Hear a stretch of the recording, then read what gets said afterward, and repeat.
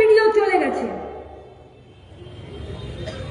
বা শুধু ভিডিও হয়ে গিয়ে তৃণমূলের তদারকি করছে, শুধু এইটা না,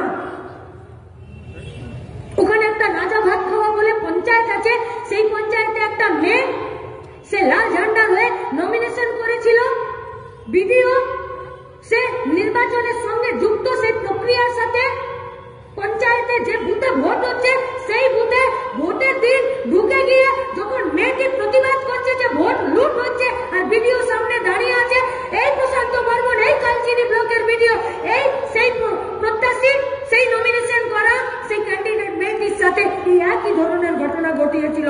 তার গায়ে হাত দেওয়া, তার সঙ্গে অশালীন আচরণ করা, অশ্লীলতা করা, তাকে বের করে দেওয়া একদিনে হয়নি, জমতে জমতে জমতে জমতে কেন হলো গোটা পশ্চিমবঙ্গটার এরকম অবস্থা? এই তৃণমূলের সঙ্গে বিজেপি লড়বে? যে বিজেপি आरजी করে 5, 6, 7 दिन, 10 दिन, 15 दिनर माथाए मोहन भगवत आते हैं और कोलकाता में बोलकर चल जाते हैं कि ममता बनर्जी आरजी कर को लेकर जो भी स्टेप लेगा वही स्टेप को हम लोग मान्यता देंगे।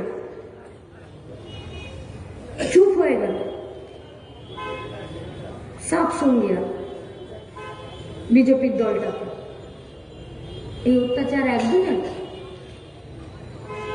একজন আরেকজনের সাথে মিলে গিয়ে চুপ করে যাওয়া একদিনে? অনুব্রত এমনি এমনি জামিন পেয়ে যায়?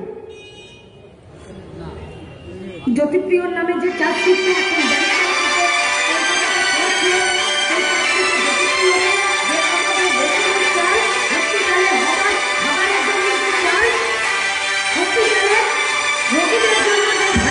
সেই চাল জেলে থাকা কয়েদিনের জন্য তাদের খাবারের যে চাল, মিড ডে মিলের যে চাল, সেই চাল যে বিক্রি করে চুরি করে দিয়ে নিজে বড়লোক হয়ে গিয়ে আজকে জেলে আছে, সেই জ্যোতিপ্রিয়র বিরুদ্ধে যে চার্জশিট করছে সেই চার্জশিটে সে বেল পেয়ে যাচ্ছে।